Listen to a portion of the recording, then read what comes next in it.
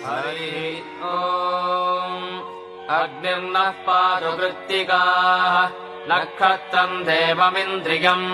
इदमासाम् विचक्षणम् हविरासञ्जुहोतन यस्य पान्तिरश्मयो यस्य केतवः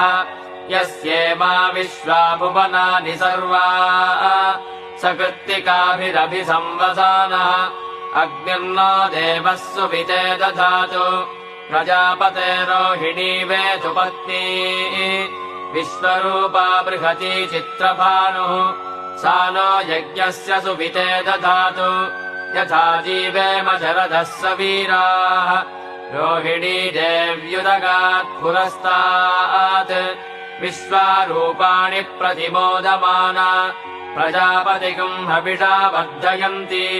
प्रिया देवानामुपयातु यज्ञम् सोमो राजा मृगशीर्षेण आगन् शिवन्नक्षत्रम् प्रियमस्य धाम